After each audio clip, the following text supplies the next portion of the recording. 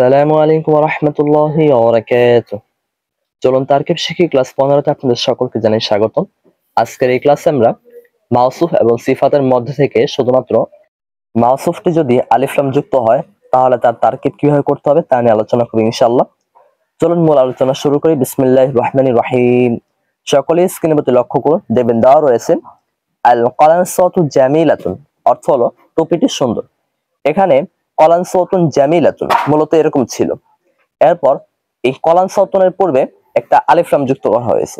এরপর এই আলিফ লামের কারণে কলানসাতুন শেষে যে তানবিন ছিল সেই তানবিনটা পরে গিয়ে হরকত হয়েছে, অর্থাৎ দুই পেশের পরিবর্তে একটা পেশ হয়েছে, কারণ আলিফ লাম এসেছে। আর আমরা জানি আলিফ লাম আসলে কোনো শব্দের শেষে তানবিন হয় না, অর্থাৎ দুই জবর দুই যে দুই পেশ এগুলো কিছুই হয় না, বরং এক জবর এক যে এক পেশ হয়।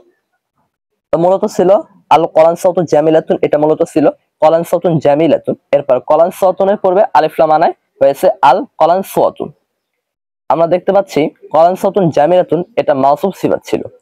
এই মাওসুফ সিফাতের মধ্যে থেকে মাওসুফ হলো কলানসাতুন। এই কলানসাতুনকে যখন আলিফ লাম দ্বারা মারফা করা হলো তখন তার তারকিবটা কিভাবে করতে হবে আজকে এই ভিডিওতে আমরা সেটাই জানবো। সর্বপ্রথম আমাদেরকে জানতে হবে মাওসুফ এবং সিফাতের মধ্যে থেকে মাওসুফ যদি মারফা হয় আর সিফাত যদি নাকেরা হয় তাহলে তার তারকিব কিভাবে করতে হবে, এটা একটা কায়দা আছে, কায়দাটা জানতে হবে। কায়দাটা হলো এমত অবস্থায় মাওসুফটি হবে মুবতাদা আর সিফাতটা হবে খবর। তাহলে আমি আবার কথাটা সংক্ষেপে বলতেছি।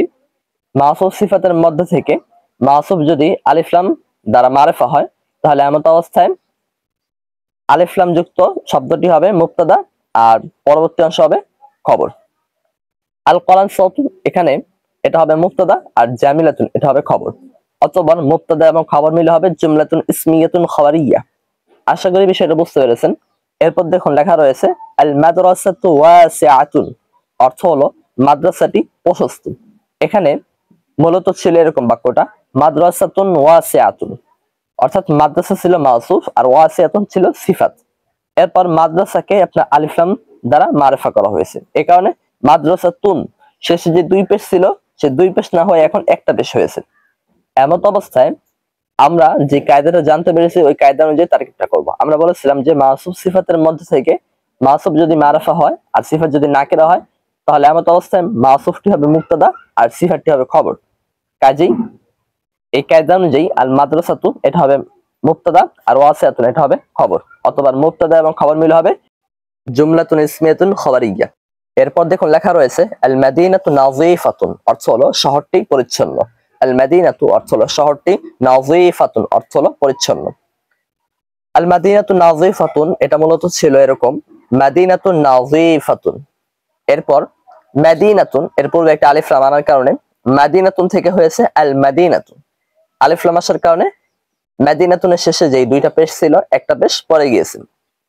আর আগে ছিল মাদিনাতুন নাযিফাতুন, অর্থ একটি পরিচ্ছন্ন শহর। আর যখন আলিফ লাম আনা হয়েছে তখন অর্থটা হলো এরকম শহরটি পরিচ্ছন্ন, অর্থাৎ আলিফ লাম এসে শব্দটিকে মারফা করে দিয়েছে। এখন মাদিনাতুন এটা তো মাওসুফ ছিল, এই মাওসুফের শুরুতে যখন আলিফ লাম আসলো তখন তার তারকিবটা কিভাবে হবে এটা নিয়ে আমাদের আজকে আলোচনা চলতেছে।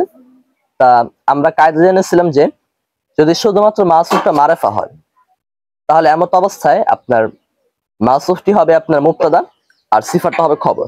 এই কায়দা অনুযায়ী আল মাদিনাতু এটা হবে মুবতাদা আর নাযিফাতুন এটা হবে খবর, অথবা মুবতাদা এবং খবর মিলে হবে জুমলাতুন ইসমিয়াতুন খাবারিয়া।